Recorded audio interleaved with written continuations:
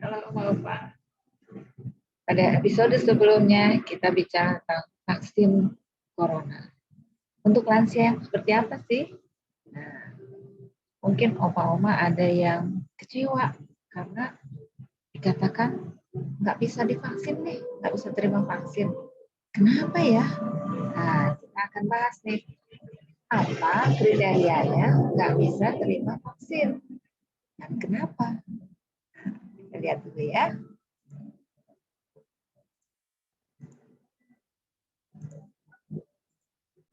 Nah,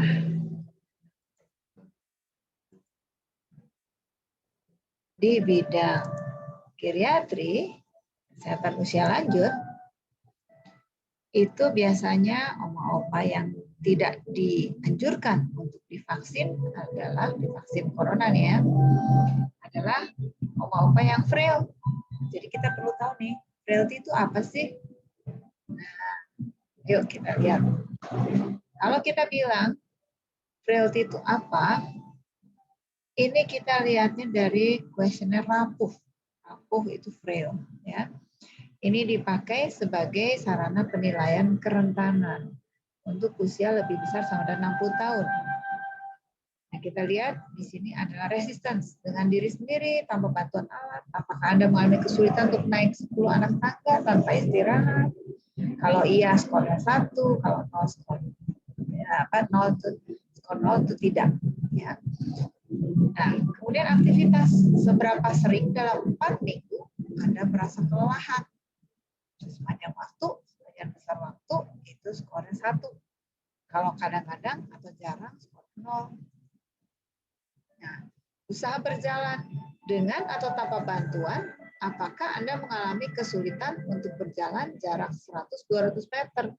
Kalau iya, skornya 1. Kalau tidak, skornya 0. Lalu hilangnya berat badan. Dibandingkan nih berat badan sebelumnya dengan berat badan sekarang. Kalau hilang berat badan kurang dari 5%, skornya 0. Kalau lebih sama dengan 5%, skornya 1. Nah, ini yang terakhir, punya penyakit lebih dari 4 dari 11 penyakit utama ini. Ya. Kalau dia 0 sampai 4, skornya 0, 5 sampai 11, skornya 1. Nah, penilaian akhirnya gimana? Kalau 0 itu tidak frail. Kalau 1 atau 2 itu pre-frail. Kalau lebih dari 2 itu frail. Nah, kok terus kenapa? Kalau misalnya lebih dari 2 frail, kok tidak dianjurkan untuk menerima vaksin corona? Nah, kita perlu tahu dulu nih, frailty itu apa sih? Frailty itu berkurangnya kemampuan fungsional dan gangguan fungsi adaptasi. Kenapa sih? Akibat kemerosotan berbagai sistem organ tubuh. Nggak cuma satu loh, berbagai sistem organ tubuh. Sehingga meningkatkan kerentanan tubuh terhadap berbagai macam stresor. Nah, kalau agak bingung-bingung apa sih ini, kita lihat ilustrasinya dari kartun ini.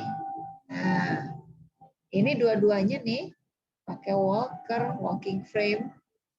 Nah, kemudian ulang tahun si Oma. Si Oma tiup nih. Gitu kan. Tiup lilin.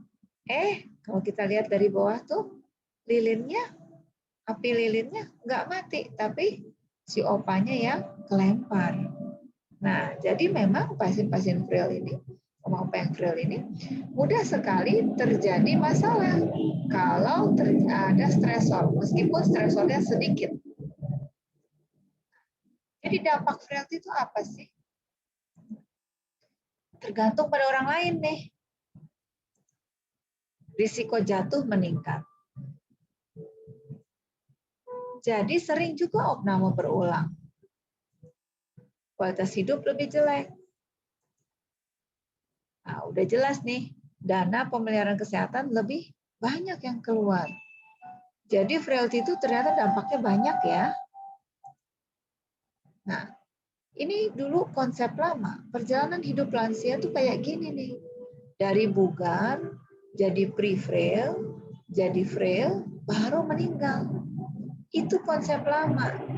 Nah, kalau kita masih bicara tentang konsep lama nih, konsep lamanya kita ini biasanya salah. Bilangnya apa? Ya orang kalau udah umur 80-an, ya pastilah nggak mungkin bisa jalan. Sebenarnya bukan pasti ya. Yang sulit jalan itu adalah yang frail aja. Kalau kita perhatikan yang umur 80, ada juga loh yang nggak begitu, yang jalannya masih baik, masih bisa. Jarang, betul jarang. Kalau di Indonesia emang jarang ya, betul. Kalau di luar negeri banyak loh yang seperti itu. Mereka masih tinggal sendiri bahkan. Nah, jadi ini konsep lama. Nah, kalau konsep barunya gimana? Konsep barunya, kalau opa oma itu udah pre-frail, kita sedapat mungkin kembalikan lagi. Kalau sudah frail, kembalikan ke pre-frail. Kalau pre-frail, kembalikan ke bugar. Dan kalau bisa, frail juga kembalikan langsung ke bugar. Sedemikian sehingga kapanpun Tuhan panggil dari bugar, langsung Tuhan panggil. Ini konsep baru. Jadi tidak hanya menunggu nasib, oh sebentar lagi memang sudah waktunya dipanggil yang Maha Kuasa. Bukan. Tapi kita tetap harus fighting. Jangan sampai frail itu menguasai kita. Frailty itu dikembalikan lagi statusnya sampai pre-frail. Jadi frailty itu sesuatu yang dinamis. Mungkin saat ini oma-opa belum bisa terima vaksin corona karena masih dalam kondisi frail. Tapi kalau nanti ditangani dengan baik, nanti bisa masuk ke pre-frail, nanti bisa masuk ke bugar. Nah, di situ baru paling baik untuk terima vaksin corona. Kenapa? Karena hasilnya lebih baik. Respon daya tahan tubuhnya akan lebih baik. Jadi tidak ada tuh yang melarang-larang, kita hanya menganjurkan. Maksudnya supaya apa? Supaya respon imunnya, respon kekebalan tubuhnya itu optimal. Jadi jangan sampai opa-omanya itu sudah sulit, jalannya, makannya juga sulit, sampai berat badan turun, banyak penyakit juga, mau dikasih vaksin corona. Bagaimana? Biasanya kekebalan tubuhnya juga tidak baik. Nah, lalu bagaimana caranya mengembalikan dari frail ke pre-frail, pre-frail ke bugar? Nah, ini dia. Kita bahas sekarang ya. Nah, kalau kita lihat frailty, sebenarnya kita bicara apa sih? Berat badan melorot, lemah badan, berkurangnya kemampuan beraktivitas. Jadi, kita tujukan intervensinya untuk yang ini. Nah, kalau berat badan melorot bagaimana? Cari penyebabnya. Kok bisa ya melorot? Nah, pemberian makanan bergizi. Kalau giginya sulit, lunak lauk cincang, ditambah lagi susu. Kalau lemah badan bagaimana? Latihan fisik atau orang bilang olahraga rutin. Obati penyakit kronisnya. Kalau berkurangnya kemampuan beraktivitas, sama tuh latihan fisik, obati penyakit kronisnya. Dan bersama-sama ditambah dengan vitamin D. Nah, itu. Vitamin D alami dari mana? Jemur matahari. Nah, penurunan berat badan pada lansia, penyebabnya apa sih? Penyebabnya bisa macam-macam. Bisa berkurangnya nafsu makan. Kenapa? Karena infeksi, mulutnya berjamur, mulutnya kering. Nah, bisa juga gangguan pencernaan. Kenapa? Mual muntah. Kenapa sih? Efek samping obat. Bisa juga sulit BAB-nya. Kenapa? Karena kurang minum. Apa kan suka gitu tuh, kurang minum. Nah, lalu bisa juga karena nggak ada gigi. Atau ada keganasan. Misalnya kanker apa gitu ya. Nah, emang kenapa sih kalau penurunan berat badan? Pada lansia, penurunan berat badan ini bukan jadi langsing, jadi cakep, jadi apa ya? Jadi apa? Secara kosmetik oke lah, bukan begitu. Justru pengen tuh kalau penurunan berat badan pada pasien lansia. Kenapa? Karena penurunan berat badan ini berarti penurunan massa otot. Jadi lebih lemah, jadi tidak mandiri. jadi lebih mudah jatuh. Nah, kemudian yang lainnya, penurunan daya tahan tubuh terhadap penyakit. Nah, ini tadi kan, kenapa sih kok kalau berat badan turun, kok tidak dianjurkan dulu vaksinnya? Ya karena itu, karena daya tahan tubuh kita tidak optimal dibuatnya. Nah, lalu lagi apa nih kita? Latihan fisik. Nah, latihan fisik dan pandemi. Nah, ini masalah nih. Sebelum pandemi, sering dong latihan fisik. Mungkin jalan kaki, sekitar kompleks. Mungkin senam bareng-bareng sama teman-teman. Jadi, karena aktif, ototnya juga baik. Tapi selama pandemi, disuruh diam dong di rumah, jangan kemana-mana. Karena kita nanti dapat infeksi corona. Jadi diam di rumah itu sebenarnya bukan diam loh, seharusnya ada olahraga juga. Tapi banyak yang salah mengerti. Diam di rumah itu nonton televisi, makan melulu, tidak olahraga. Akhirnya tambah gemuk, ototnya tambah kecil.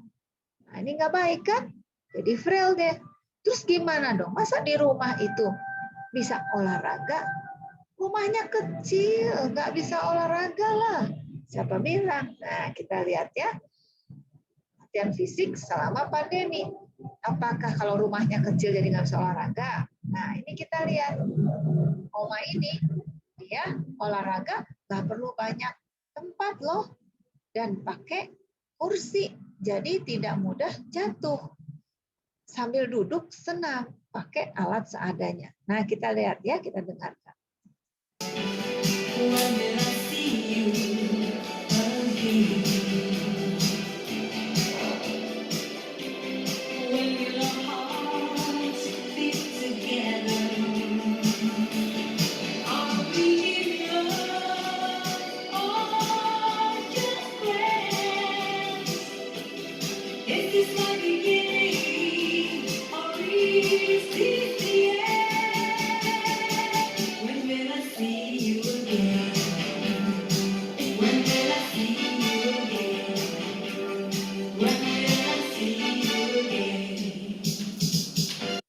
Nah, nanti yang berminat untuk melihat senam sambil duduk ini, kita ada episode selanjutnya. Oke?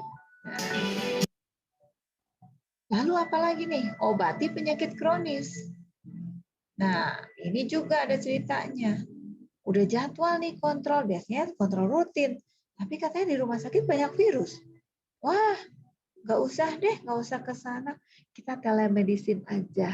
Nah, telemedicine itu gimana? Omong-omong lewat HP. Nah, tapi ternyata telemedicine ini sulit loh untuk evaluasi kesehatan lansia. Kenapa? Nah, kita lihat kenapa. Karena lansia itu unik. Kenapa sih uniknya di mana? Lansia itu nggak cuma punya satu penyakit biasanya. Dia punya beberapa penyakit sekaligus. Dokternya juga banyak biasanya. Jadi gejalanya tuh nggak jelas. Jadi bingung kalau cuma obrol-obrolan, lihat aja video call dari HP. Sakitnya apa? Harus diperiksa itu. Nggak bisa kalau kayak gitu cuman, apa ya Oma sakitnya? Aduh sakitnya nggak enak badan. Nggak enak badan tuh seperti apa Oma? Ya gitu deh dokter. Bingung deh dokternya, ya kan? Nah, terus kemudian apa? Sudah ada penurunan fungsi organ akibat penuaan. Nah, jadi kalau kasih obat berdasarkan gejala aja, tidak jelas diagnosisnya, mudah terjadi efek samping obat. Terus jadi bingung dokternya. Ini sebenarnya penyakit atau efek samping obat atau proses penuaan nih. Nah, jadi oleh karena itu kita tidak anjurkan telemedicine untuk pasien usia lanjut.